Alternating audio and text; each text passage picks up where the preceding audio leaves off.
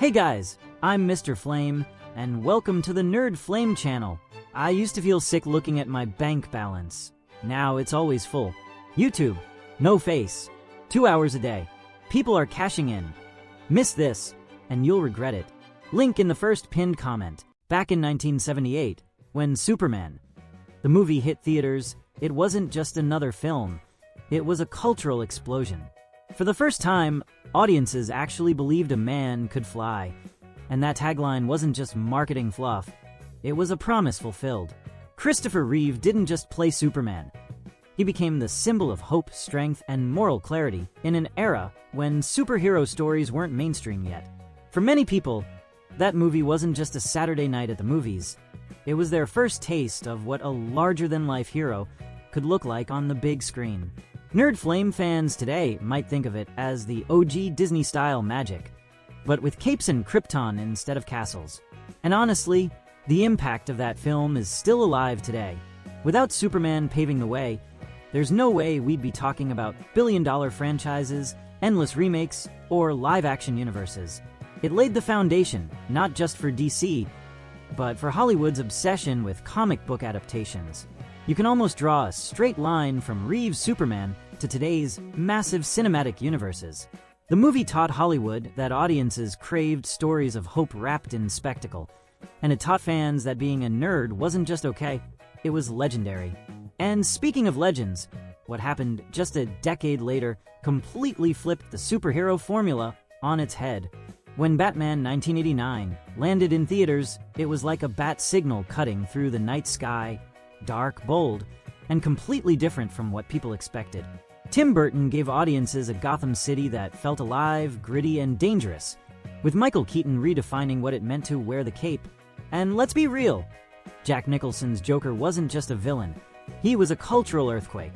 Fans went from the colorful, campy Batman of the 60s TV show to something that felt way more cinematic, more serious, and honestly cooler.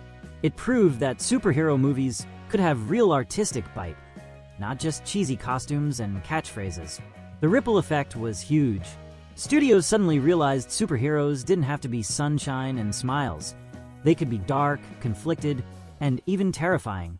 That shift opened the door for the kind of storytelling we'd later see in gritty live-action hits and even edgy animation projects. Think about it. Without Burton's Batman, would audiences have embraced the grounded realism of The Dark Knight or even the darker tone of today's DC remakes and live-action adaptations? Probably not.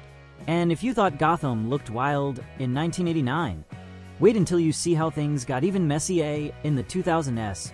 The 2000s were a roller coaster for DC fans. Like, one minute you're on the high of The Dark Knight, and the next, you're sitting through Catwoman wondering if the studio accidentally greenlit a parody. DC seemed to be experimenting without a clear plan, throwing out live-action movies that felt totally disconnected.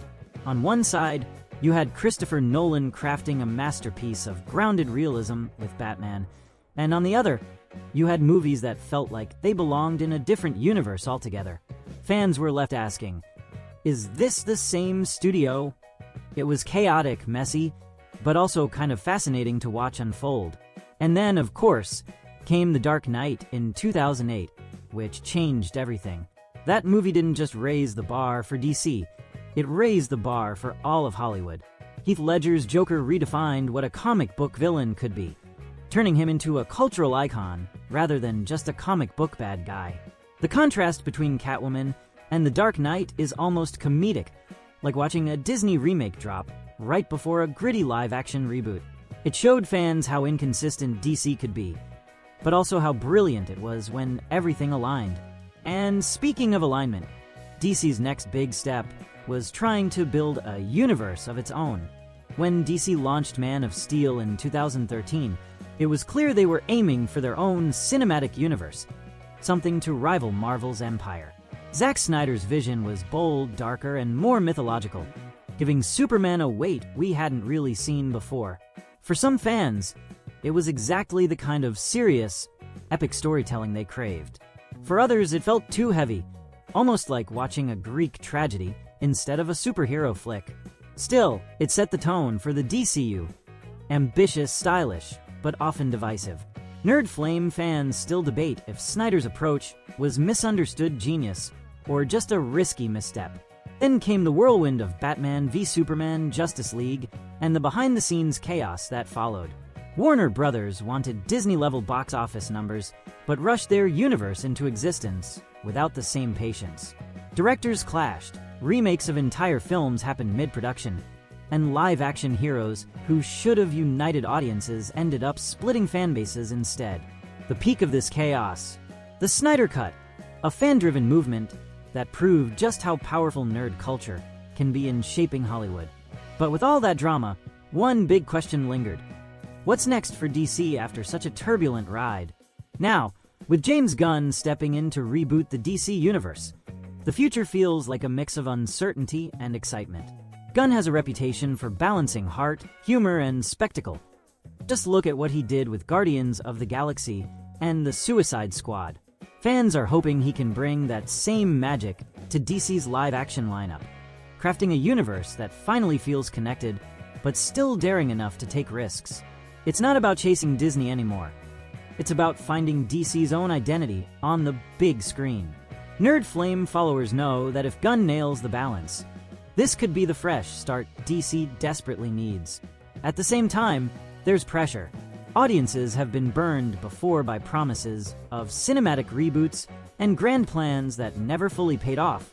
But if Gunn delivers stories with genuine emotion, compelling heroes, and villains that stick with us, like the best of DC has always done, then the future might actually be brighter than ever.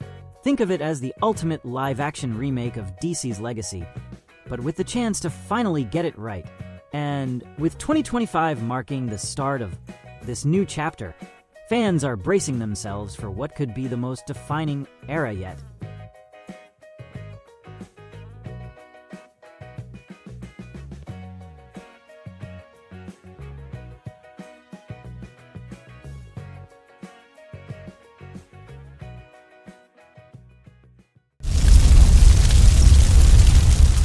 Quick pause. If you're enjoying the video so far, go ahead and hit that like button. It really helps the channel grow.